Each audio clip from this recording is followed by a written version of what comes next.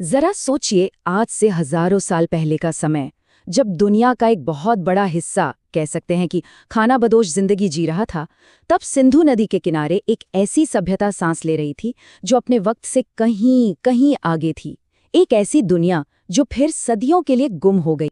जब हम इतने पुराने समय के बारे में सोचते हैं तो क्या तस्वीर दिमाग में आती है? शायद जंगल, गुफाएं और एक बहुत ही साधारण जीवन, है ना? लेकिन क्या हो अगर हम कहें कि उस वक्त यहाँ एक बेहद एडवांस्ड शहरी सभ्यता मौजूद थी? तो चलिए इस आम धारणा को तोड़ते हैं और उस हकीकत को जानते हैं जो सच में हैरान कर देने वाली है। तो इस सफर में हम कहाँ कहाँ जाएंगे? सबसे पहले हम जानेंगे एक भूली हुई दुनिया के बारे में, फिर देखेंगे उनके समय से आगे के शहर, उनके संगठित जीवन में झांकेंगे, उनकी लिपि के रहस्य को समझने की कोशिश करेंगे, उनके खामोश अंत का पता लगाएंगे और आखिर में देखेंगे कि उनकी विरासत आज भी हमारे बीच कैसे जिंदा है। तो चलिए शुरू करते हैं पहले पड़ाव से, जहां दुनिया की ज्यादातर आबादी एक जगह टिक कर नहीं रहती थी। वहीं भारत की धरती पर एक ऐसा समाज था जो फल फूल रहा था, वो भी पूरे सिस्टम के साथ। जरा सोच कर देखिए ये सभ्यता कितनी पुरानी थी, और फिर लगभग 4000 सालों के लिए ये इतिहास के पन्नों से ऐसे गायब हो गई जैसे कभी थी ही नहीं, जब तक कि 1920 के दशक में इसे फिर से खोज नहीं लिया गया।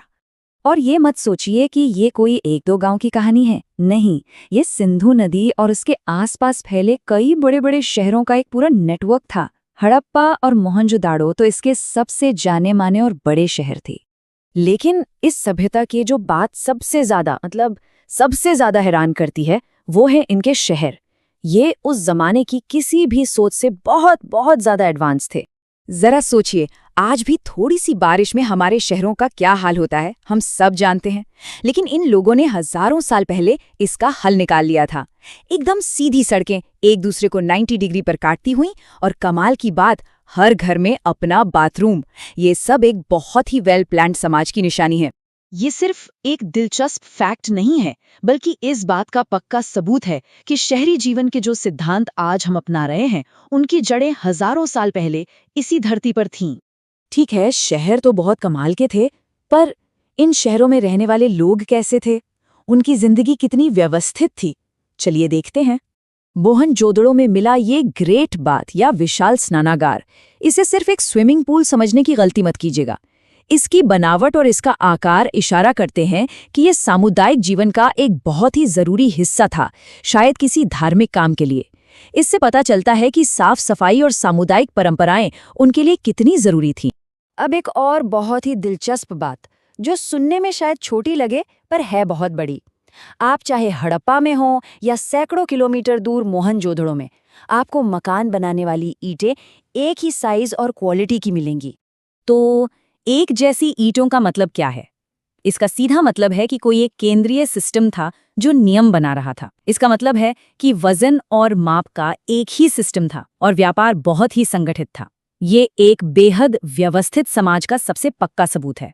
उनकी अर्थव्यवस्था खेती पर टिकी थी, लेकिन वो सिर्फ किसान नहीं थे, वो इनोवेटर भी थे। जानते हैं क्यों? क्योंकि दुनिया में पहली बार कपास की खेती और उससे कपड़ा बनाने का काम यहीं शुरू हुआ।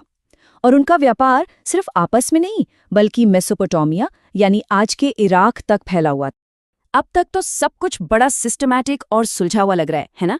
पर अब बात करते हैं उस सबसे बड़ी पहेली की जो ये लोग हमारे लिए छोड़ गए हैं, उनकी भाषा, उनकी लिपि। जी हाँ, ये लोग लिखना जानते थे। उन्होंने अपनी एक लिपि बनाई थी।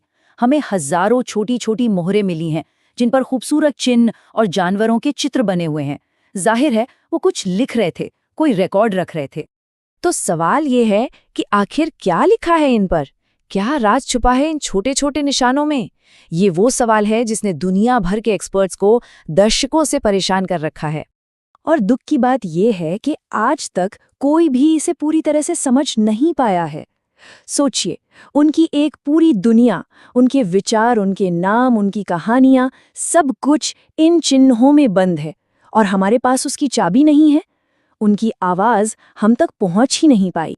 हर कहानी का एक अंत होता है, लेकिन सिंधु घाटी सभ्यता का अंत भी इसकी लिपि की तरह ही एक रहस्य है।